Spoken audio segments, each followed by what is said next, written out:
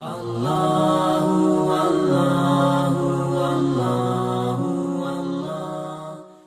البقرہ کے 36ویں رکوع کا آغاز ہے اور یہ تیسرے پارے کا چوتھا رکوع ہے۔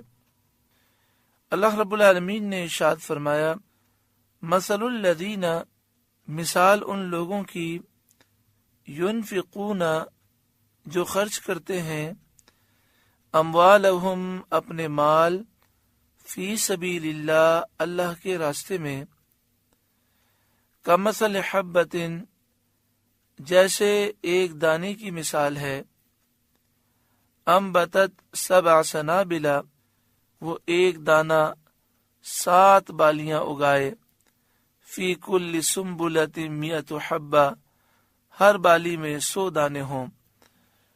یہ مثال بیان کی گئی ان لوگوں کی جو اللہ تعالیٰ کی راہ میں مال خرچ کرتے ہیں۔ اللہ تعالیٰ کی راہ میں مال خرچ کرنے سے مراد یہ ہے کہ نیک کام میں مال کو خرچ کرنا، جہاد میں خرچ کرنا، دینی مدارس میں خرچ کرنا، مساجد میں خرچ کرنا، دینی طالب علم کو کتابیں دے کر خرچ کرنا، کسی غریب مسلمان کے علاج پہ خرچ کرنا، اسی طرح جو قریبی رشتہ دار ہیں اور والدین پر ضرورت کے مطابق مال خرچ کرنا، یہ سب اللہ کی راہ میں مال خرچ کرنا ہے اور اس پر ثواب ملتا ہے۔ اس کی مثال یہ بیان کی گئی جیسے ایک گندم کا دانہ ہو، اسے زمین میں بویا جائے اور اس سے 7 بالیاں نکلیں اور ہر بالی پر 100 دانے ہوں، تو ایک دانے سے 700 دانے پیدا ہوئے۔ جس طرح بظاہر یہ محسوس ہوتا ہے کہ ایک دانہ زمین میں بو دیا گیا اور دیکھنے والا یہ سمجھتا ہے کہ وہ دانہ فنا ہو گیا، لیکن وہ دانہ فنا نہیں ہوتا، بلکہ وہ ایک دانہ 700 دانے دیتا ہے۔ اسی طرح اللہ کی راہ میں جو مال خرچ ہو جاتا ہے، اس سے مال میں کمی واقع نہیں ہوتی۔ جب کوئی شخص اللہ کی راہ میں 1 روپیہ خرچ کرتا ہے تو اللہ تبارک و تعالی اسے خوب دنیا میں اور آخرت میں عطا فرماتا ہے۔ یہاں پہ فرمایا کہ اسے اجر 700 تک دیا جاتا ہے۔ یہ بھی فرمایا گیا کہ دنیا میں جب کوئی شخص اللہ کی راہ میں 1 روپیہ خرچ کرتا ہے تو 1 کے بدلے اسے 10 ملتے ہیں، اور جتنا اخلاص زیادہ ہوتا ہے، جتنا کرم زیادہ ہوتا ہے، اتنا زیادہ دیا جاتا ہے، یہاں تک کہ 700 تک دیا جاتا ہے۔ واللہ یضاعف لمن یشاء، اور اللہ جس کے لیے چاہے اس میں اضافہ فرماتا ہے، یعنی جسے چاہے 700 سے زیادہ عطا فرماتا ہے۔ واللہ واسع علیم، اور اللہ وسعت والا، علم والا ہے۔ کتنا پیارا انداز ہے کہ اللہ کی راہ میں مال خرچ کرنا، یہ در حقیقت مال کو ضائع کرنا نہیں، مال کو خرچ کرنا نہیں، بلکہ مال کو اس طرح محفوظ کر دینا ہے کہ اس میں مسلسل اضافہ ہوگا۔ انشاءاللہ بلائیں آفتیں بھی ٹل جائیں گی اور مال میں خوب برکت ہوگی، غیبی رزق کے دروازے کھل جائیں گے۔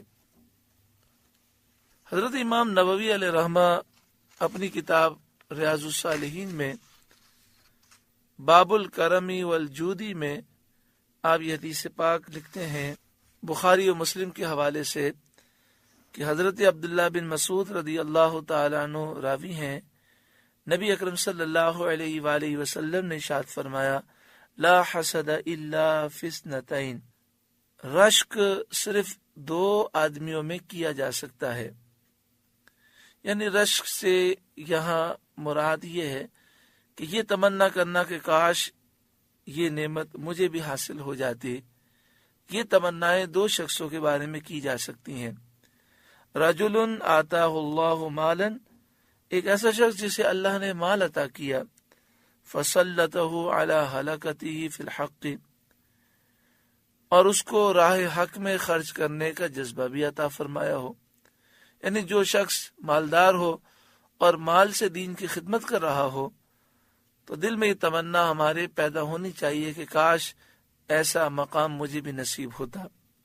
وَرَجُلٌ آتَاهُ اللَّهُ حِكْمَةً، اور دوسرا وہ شخص جسے اللہ تعالیٰ نے حکمت عطا فرمائی، علم عطا فرمایا، فہو یقضی بہا، اور وہ اس حکمت کے ذریعے فیصلہ کرتا ہے، وَيُعَلِّمُهَا، اور دوسروں کو حکمت کی تعلیم دیتا ہے، یعنی جو علم دین رکھتا ہے، حکمت کا علم رکھتا ہے، دوسروں کو حکمتیں سکھاتا ہے، علم دیتا ہے، تو جو اللہ کی راہ میں علم خرچ کرنے والا ہے وہ بھی باعث رشک ہے، یعنی اس پر یہ تمنا کرنی چاہیے کہ کاش میں اس کی جگہ پر ہوتا اور مجھے بھی یہ فضیلتیں حاصل ہوتی ہیں۔ اسی باب میں حضرت امام نووی علیہ رحمہ بخاری شریف کے حوالے سے لکھتے ہیں، نبی اکرم صلی اللہ علیہ وآلہ وسلم نے ارشاد فرمایا، ایکم مال وارثیہ احب الیہ من مالہ، آپ نے فرمایا تم میں سے کون ہے جس کو اپنے وارث کا مال اپنے مال سے زیادہ پیارا ہو، یعنی کون سا ایسا شخص ہے جسے اپنے مال سے پیار نہ ہو، دوسرے کے مال سے پیار ہو۔ میرے پاس مال آ جائے تو مجھے خوشی نہ ہو، دوسرے کے پاس مال آ جائے تو مجھے خوشی ہو، ایسا کون سا شخص ہوگا؟ قالوا یا رسول اللہ ما منا احد الا مالہ احب الیہ، صحابہ کرام نے عرض کی ہم میں سے ہر ایک کو اپنا ہی مال زیادہ پیارا ہے، ہر کوئی چاہتا ہے کہ میرے پاس مال ہو، کوئی بھی نہیں چاہتا کہ میرے پاس مال نہ ہو دوسرے کے پاس ہو۔ قال، اب صلی اللہ علیہ وآلہ وسلم نے فرمایا، فإن مالہ ما قدم، مال تو انسان کا وہی ہے جو اس نے نیکی کے کاموں میں خرچ کر کے آگے بھیج دیا، ومال وارثی ما اخر، اور جس مال کو بچا کے رکھا وہ تو اس کا مال ہی نہیں، وہ تو دوسروں کا ہے، وہ تو وارث کا ہے۔ یعنی حدیث پاک میں یہ ترغیب دی گئی کہ جب تم یہ پسند کرتے ہو کہ میرا مال میرے پاس ہو اور میں مالدار بنوں، تو تم جب مر جاؤ گے تو تمہارا مال تو تمہارے پاس نہیں رہے گا، لہذا تم مرنے سے پہلے اللہ کی راہ میں خوب خرچ کرو تاکہ یہ مال آخرت میں تمہارے لیے ذخیرہ بن جائے۔ بخاری شریف کتاب الزکاة، باب اتقوا النار ولو بشق تمرۃ، نبی اکرم صلی اللہ علیہ وآلہ وسلم نے ارشاد فرمایا، اتقوا النار ولو بشق تمرۃ، آگ سے بچنے کی کوشش کرو خواہ نفس کھجور ہی کے ذریعے، یعنی تمہارے پاس کچھ بھی اللہ کی راہ میں دینے کے لیے نہیں، آدھی کھجور ہے تو وہ بھی دے دو، اور اس کے ذریعے جہنم سے بچنے کی کوشش کرو کہ صدقہ دینے سے انسان اللہ کی بارگاہ میں قرب حاصل کرتا ہے اور وہ جہنم سے محفوظ ہوتا ہے۔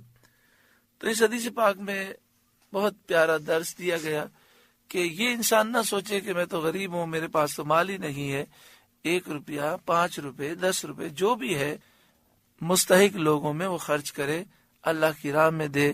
مسجد میں جاتے ہیں، سنی صحیح العقیدہ امام ہے، مسجد اہل سنت کی ہے، وہاں پر وہ چندے کا باکس ہوتا ہے، 10 روپے اگر ہیں تو وہ ڈال دیں اس میں۔ اسی طرح مدرسے میں گئے اور وہاں باکس ہے اور مدرسہ سنی صحیح العقیدہ ہے اور وہاں پڑھانے والے صحیح العقیدہ لوگ ہیں، انسان کے پاس کچھ بھی ہے، مثلا 50 روپے ہیں تو وہ ڈال دے۔ اس طریقے سے وہ جتنا ہو سکے اپنی طاقت کے مطابق اللہ کی راہ میں مال خرچ کرتا رہے۔ الذین ينفقون اموالهم فی سبیل اللہ، وہ جو اپنے مال اللہ کی راہ میں خرچ کرتے ہیں، ثم لا يتبعون ما انفقوا منا ولا اذى، پھر دینے کے بعد، خرچ کرنے کے بعد احسان نہیں جتلاتے اور نہ ہی تکلیف دیتے ہیں، یعنی جو لوگ مال خرچ بھی کرتے ہیں اور خرچ کرنے کے بعد کسی پر احسان نہیں جتلاتے اور اسے تکلیف نہیں دیتے، لہم اجرہم عند ربہم، ان کا اجر ان کے لیے ان کے رب کے پاس ہے، ولا خوف علیہم ولا هم یحزنون، نہ انہیں کچھ خوف ہوگا اور نہ وہ غمگین ہوں گے۔ یہ آیت کریمہ حضرت عثمان غنی رضی اللہ تعالیٰ عنہ اور حضرت عبد الرحمن بن عوف رضی اللہ تعالی عنہما کے حق میں نازل ہوئی۔ حضرت عثمان غنی رضی اللہ تعالی عنہ نے غزوہ تبوک کے موقع پر لشکر اسلام کے لیے 1000 اونٹ ماں ساز و سامان پیش کیے۔ آپ نے 10,000 مجاہدین کا خرچہ دیا۔ آپ نے 10,000 سونے کے سکے اشرفیہ دینار دیے، جن کی مالیت تقریباً 40-45 کلو سونا بنتی ہے۔ آپ نے اس موقع پر ایک روایت کے مطابق 900 گھوڑے پیش کیے۔ حضرت عبد الرحمن بن عوف رضی اللہ تعالی عنہ نے غزوہ تبوک کے موقع پر 4000 درہم نبی اکرم صلی اللہ علیہ وآلہ وسلم کی بارگاہ میں پیش کیے اور عرض کیا کہ میرے پاس کل 8000 درہم تھے، آدھے میں نے اپنے اور اپنے بال بچوں کے لیے رکھ لیے اور آدھے اللہ کی راہ میں حاضر ہیں۔ سید عالم صلی اللہ علیہ وسلم نے فرمایا، جو تم نے دیے اور جو تم نے رکھے اللہ تعالیٰ دونوں میں برکت عطا فرمائے۔ آپ نے دعا دی کہ جو تم نے گھر میں رکھا اللہ اس میں بھی برکت دے، جو تم نے اللہ کی راہ میں دیا اللہ اس میں بھی برکت دے۔ تو اللہ تعالیٰ نے آپ کے مال میں اتنی برکت دی کہ جب آپ کا وصال ہوا تو آپ کے پاس اتنا سونا تھا، حالانکہ آپ ہر وقت اللہ کی راہ میں خرچ کرتے تھے، لیکن اتنی برکت تھی کہ اتنا سونا تھا کہ جب آپ کے ورثاء میں یہ سونا تقسیم کیا گیا تو کلہاڑے سے سونے کو کاٹا گیا اور تقسیم کیا گیا۔ تو جو شخص اللہ کی راہ میں مال خرچ کرتا ہے اس کے مال میں کوئی کمی نہیں ہوتی، بلکہ اس سے تو اس کی اولاد اور نسلیں بھی فیض پاتی ہیں۔ اس آیت کریمہ میں اس بات کا ذکر ہے کہ انسان مال خرچ کرنے کے بعد کسی پر احسان نہ جتلائے اور نہ ہی کسی کو تکلیف دے۔ احسان جتلانا تو یہ ہے کہ دینے کے بعد دوسروں کے سامنے اظہار کریں کہ ہم نے تیرے ساتھ ایسے ایسے سلوک کیے، تجھ پر یہ احسان کیا، تجھ پر یہ احسان کیا، اس طرح کہ اگر اسے پریشان کریں، یہ ہے احسان جتلانا۔ اور تکلیف دینا یہ ہے کہ اس کو شرم دلائیں کہ تو نادار تھا، مفلس تھا، غریب تھا، کنگلا تھا، مجبور تھا، نکما تھا، ہم نے تیری خبر گیری کی، یا اسی طرح اور ایسی باتیں کریں، یہ سب ممنوع ہے، اس سے صدقے کا ثواب ضائع ہو جاتا ہے۔ قول معروف، اچھی بات کہنا، ومغفرۃ، اور درگزر کرنا، خیر من صدقۃ یتبعها اذی، اس خیرات سے بہتر ہے جس کے بعد ستانا ہو۔ یعنی جو خیرات کرنے کے بعد، صدقہ دینے کے بعد، کسی کی مدد کرنے کے بعد انسان ستائے، اس کی دل آزاری کرے، اس سے بہتر یہ ہے کہ انسان اچھی بات کہے اور درگزر کرے۔ اچھی بات سے کیا مراد ہے؟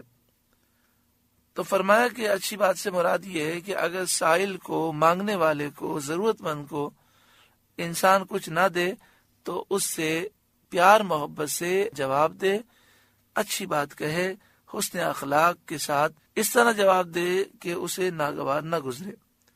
لیکن اس کے باوجود اگر وہ بار بار سوال کرے، سوال میں اصرار کرے، یا وہ زبان درازی کرے، وہ کوئی سخت بات کہہ دے، جیسے بعض لوگ ہوتے ہیں، ضرورت مند ہوتے ہیں، جب ان کی ہم مدد نہیں کر سکتے تو وہ بڑے سخت جملے کہہ دیتے ہیں، تو اس وقت وہ درگزر کرے اور سامنے جواب نہ دے۔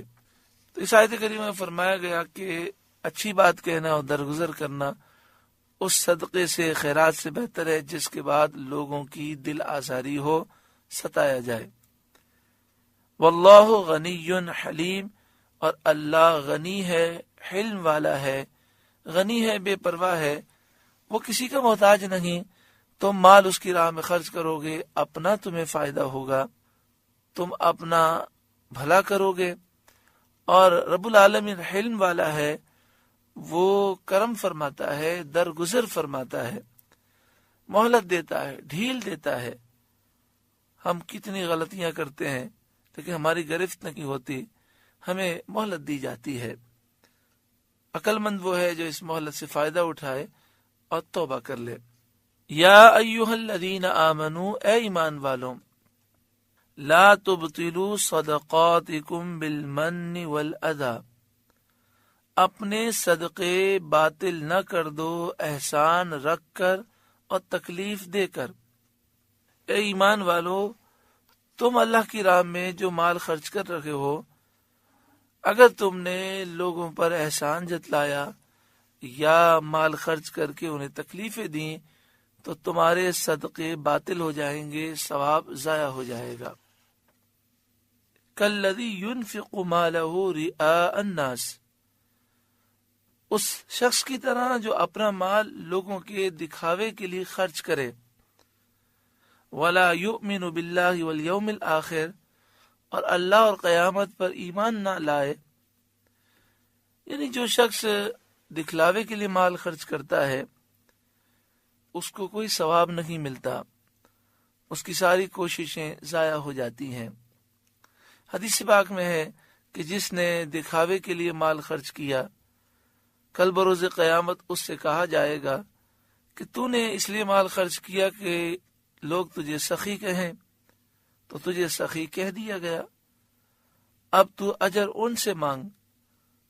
اس وقت ریاکاری اور دکھلاوا کرنے کی وجہ سے اس کے اعمال ضائع ہو چکے ہوں گے۔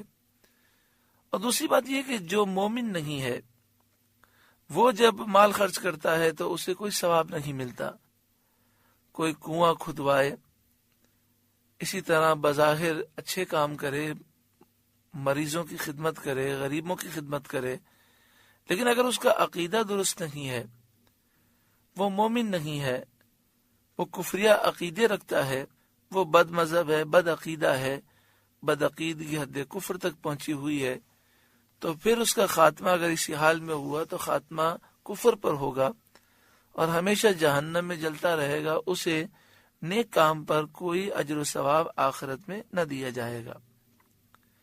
فَمَثَلُهُ، اس کی مثال ایسے ہے، کَمَثَلِ صَفْوَانٍ، جیسے ایک چٹان کی مثال، علیہ ترابن، اس پر مٹی ہو، فَأَصَابَهُ وَابِلٌ، وابل کہتے ہیں زوردار بارش، تو اس چٹان پر مٹی ہو، زوردار بارش اسے پہنچے، فَتَرَكَهُ صَلْدًا، تو وہ جو تیز بارش ہے وہ اس کو چکنا پتھر کر کے چھوڑ دے، یعنی بارش اتنی تیز ہو کہ ساری مٹی بہہ جائے اور وہ چٹان بالکل چکنا پتھر ہو کر رہ جائے۔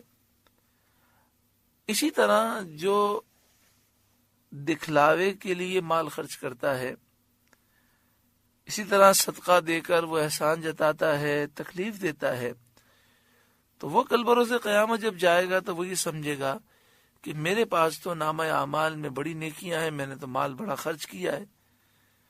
تو جس طرح تیز بارش پتھر سے ساری مٹی کا صفایا کر دیتی ہے، اسی طرح یہ اس کی غلط نیتیں اس کے نامہ اعمال سے نیکیوں کا صفایا کر چکی ہوں گی، یعنی نامہ اعمال میں نیکیاں لکھی ہوئی نہیں ہوں گی۔ لا يقدرون على شيء مما كسبوا، اپنی کمائی سے کسی چیز پر قابو نہ پائیں گے، یعنی اپنے نیک اعمال میں سے کوئی حصہ کل بروز قیامت وہ نہ پائیں گے۔ واللہ لا يهدي القوم الكافرین، اور اللہ کافروں کو راہ نہیں دیتا۔ وَمَثَلُ الَّذِينَ يُنْفِقُونَ أَمْوَالَهُمْ ابْتِغَاءَ مَرْضَاتِ اللَّهِ، اور ان لوگوں کی مثال جو اپنے مال اللہ کی رضا چاہنے میں خرچ کرتے ہیں۔ اللہ اکبر، کتنا پیارا انداز ہے کہ مال خرچ کرنا ہے اس لیے نہیں کہ لوگ خوش ہو جائیں، لوگ واہ واہ کریں، لوگ تعریف کریں، مقصد یہ ہے میرا رب راضی ہو جائے۔ وَتَثْبِيتًا مِّنْ أَنفُسِهِمْ، اور اپنے دل کو جمانے کے لیے۔ اس سے کیا مراد ہے؟ یعنی وہ مال خرچ کرتے ہیں اس لیے کہ ان کے دل مال خرچ کرنے پر جم جائیں۔ مفسرین فرماتے ہیں کہ بسا اوقات ایسا ہوتا ہے کہ جب انسان مال اللہ کی راہ میں خرچ کرتا ہے تو چونکہ مال سے انسان کو بڑی محبت ہوتی ہے، تو خرچ کرتا ہے تو اس کے دل پر یہ بھاری گزرتا ہے. وہ یہ تصور کرتا ہے کہ 1,00,000 روپے میں سے 2,500 روپے نکل گئے, 1 کروڑ میں سے میرے 2.5 لاکھ روپے نکل گئے. لیکن وہ زبردستی اپنے نفس پر جبر کر کے مال خرچ کرتا ہے. تو جب خرچ کرتا رہتا ہے تو اس کا دل جم جاتا ہے. پھر اس کی یہ فطرت بن جاتی ہے کہ وہ اللہ کی راہ میں مال خرچ کرنے میں خوشی محسوس کرتا ہے, اور پھر اللہ کی راہ میں مال خرچ کرنا اس کے لیے سہل ہو جاتا ہے, آسان ہو جاتا ہے. اس سے بہت پیارا درس ہمیں ملا کہ اگر ہمارے لیے اللہ کی راہ میں خرچ کرنا بھاری ہے, جو نفس میں لالچ ہے وہ خرچ کرنے سے رکاوٹ بنتی ہے, تو بھی ہم زبردستی اپنے نفس پر جبر کر کے مال خرچ کرتے رہیں. انشاءاللہ تعالی اس کی برکت سے ہمارے دل کی راہیں کھل جائیں گی, اور یہ بھی مال اللہ کی راہ میں خرچ کرنے پر لذت محسوس کرے گا. تو وہ لوگ جو اپنے دل کو جمانے کے لیے اور اللہ کی رضا حاصل کرنے کے لیے مال خرچ کرتے ہیں, ان کی مثال ہے کمثل جنت بربوہ, جیسے ایک باغ جو ربوہ پر ہو. آپ نے کوہ مری دیکھا ہوگا, گلگت اور اس طرح کے وہ علاقے جو پہاڑی علاقے ہیں اور وہ بہت بلندی پر قائم ہیں. وہاں ہر وقت ٹھنڈک ہوتی ہے اور اوس ہوتی ہے. وہاں آپ جائیں تو آپ دیکھیں گے کہ ہر وقت پورے سال وہاں پر ہریالی ہوتی ہے. تو فرمایا ایسا باغ جو ایسے بلند مقام پر ہو, اصابہ وابل, اس باغ کو تیز زوردار بارش پہنچے, فآتت اکولہا ضعفین, تو وہ دگنے پھل لے کر آئے. وہاں اگر اچھی بارش ہو جائے تو پھل دگنے ہو جاتے ہیں, پھلوں میں اضافہ ہو جاتا ہے. فَإِن لَّمْ يُصِبْهَا وَابِلٌ فَطَلٌ, پھر اگر زور کی بارش اسے نہ پہنچے تو اوس شبنم ہی کافی ہے. وہاں اتنی نمی ہوتی ہے کہ اس سے باغ کی ضروریات پوری ہو جاتی ہیں, اور باغ جو ہے وہ سرسب و شاداب ہی رہتا ہے. تو اسی طرح جو اللہ کی راہ میں مال خرچ کرتے ہیں وہ کبھی نقصان میں نہیں رہتے. واللہ بما تعملون بصیر, اور اللہ تمہارے کام دیکھ رہا ہے. بخاری شریف کتاب الزکاة, باب قول اللہ تعالی فاما من اعطى واتقى.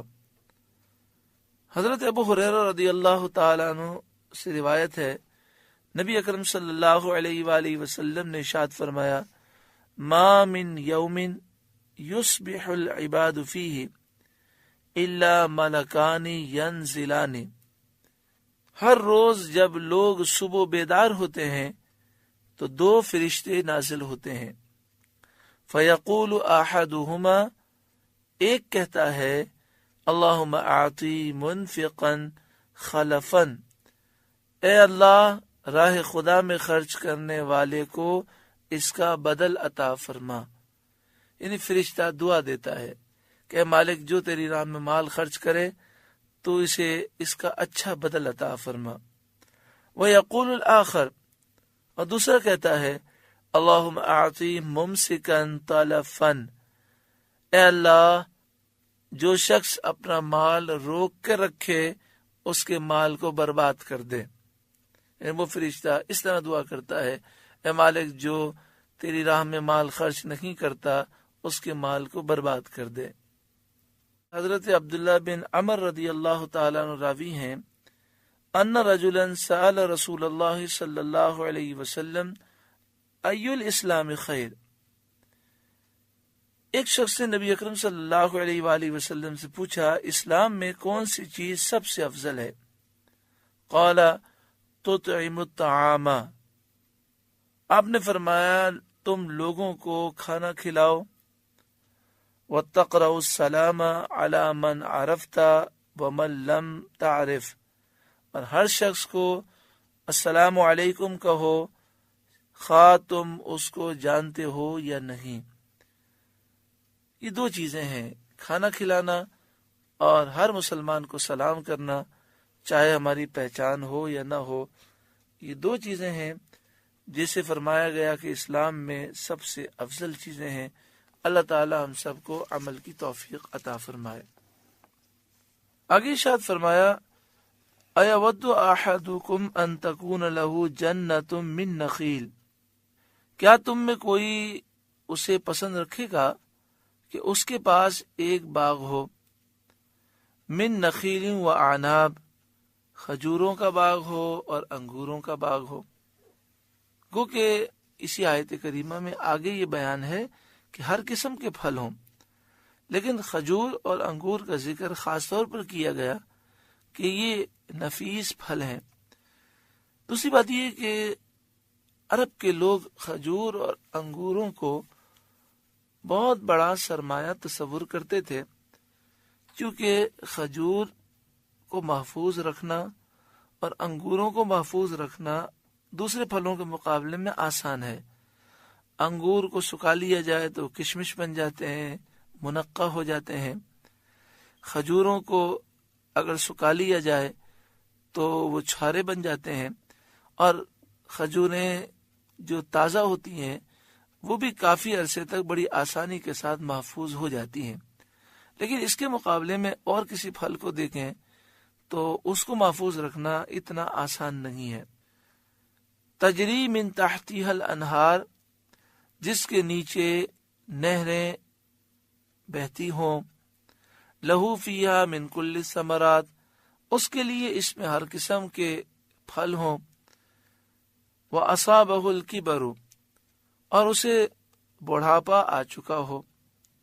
یعنی کیا تم میں سے کوئی یہ پسند کرتا ہے کہ ساری زندگی کمائی ایک باغ ہو جس میں قسم قسم کے پھل ہوں، کھجور اور انگور موجود ہوں، نہریں بہہ رہی ہوں، اور ایسا شخص بوڑھا ہو چکا ہو، اب وقت ہے کہ وہ اس باغ سے اطمینان سے بیٹھ کر کھائے اور کسی قسم کی پریشانی نہ ہو۔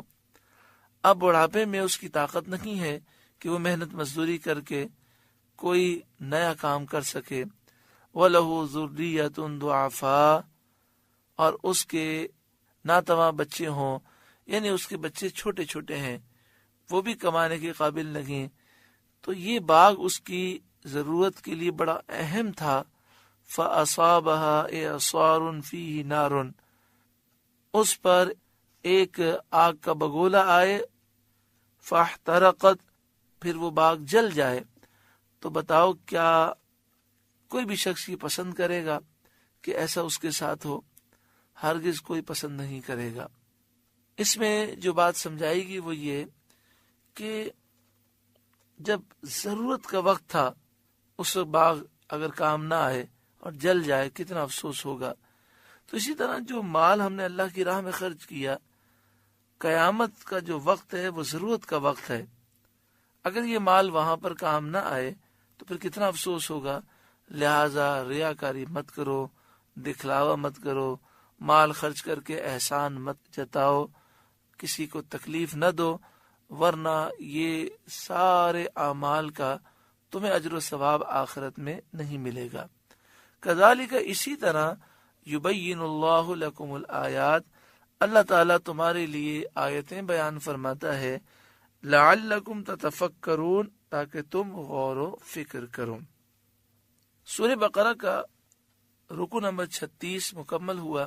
اس رکو میں اللہ کی راہ میں مال خرچ کرنے کی فضیلتیں ہیں، غریب مستحق لوگوں کی خدمت کی فضیلتیں ہیں، اور اس میں یہ بیان کیا گیا کہ ریاکاری نہ ہو، دکھلاوا نہ ہو، اور اللہ کی راہ میں مال خرچ کرنے کے بعد کسی غریب کی مدد کرنے کے بعد ایسے معاملات نہ ہوں جس سے اس غریب کی دل آزاری ہو۔